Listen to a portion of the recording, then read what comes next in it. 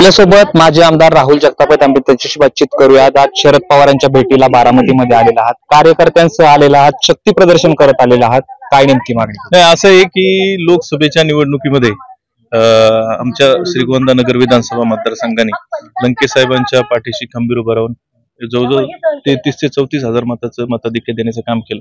आणि म्हणून मी आदरणीय साहेबांना विनंती केली होती की आमच्या या सर्व सहकाऱ्यांना आपल्याला भेटायचंय, आणि म्हणून आदरणीय साहेबांनी खरं तर आज त्या ठिकाणी वेळ दिली, तर आम्ही सगळे त्यांना त्या निमित्तानं भेटायला आलो.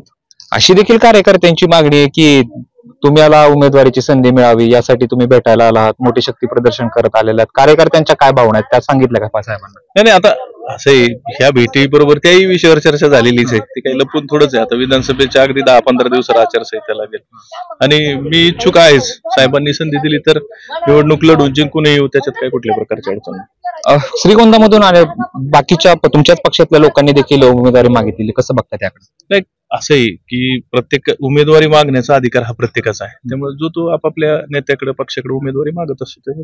तुमच्याच पक्षातल्या लोकांनी मागितलेली? आमच्या पक्षातले नाही मागितले कोणी. नाही मागितली. दुसऱ्या पक्षातून दुसऱ्या पक्षात असतील आणि ते मागत असतील तर ते माहित नाही, पण आमच्या पक्षातले अजून तरी कोणी इच्छुक मला वाटलं.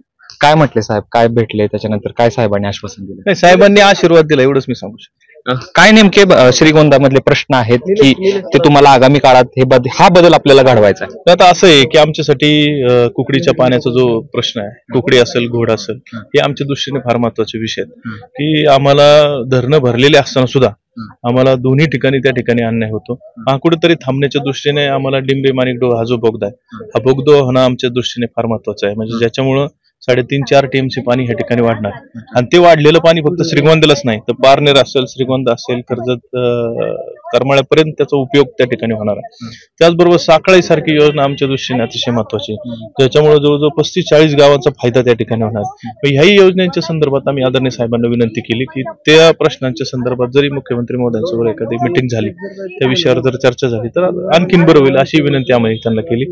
त्याचबरोबर खरं तर बरेच वर्षापासून 35-40 वर्ष ज्यांना संधी दिली होती, ते रस्त्याचे प्रश्न काय आमचे सुटलेले नाहीत त्यांच्या माध्यमातून आजपर्यंत, तर तोही मोठा टास्क आमच्या दृष्टीने त्या ठिकाणी राहणार आहे. MIDCचा सुद्धा विषय आमच्यासाठी महत्वाचे, म्हणजे हे असे ज्वलंत प्रश्न आमच्यासाठी आहेत.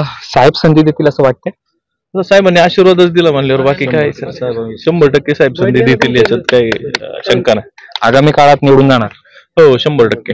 खूप खूप धन्यवाद. तर राहुल जगताप यांनी सांगितलं की साहेब संधी देतील आणि मी विधानसभेत जाईल असं राहुल जगताप म्हणतायत. आता नेमकं संधी देतात का हे पाहणं महत्वाचं असणार आहे. कॅमेरा पर्सन धीरज सह जयदीप भगत, ABP माझा, बारामती. ABP माझा, उघडा डोळे बघा नीट.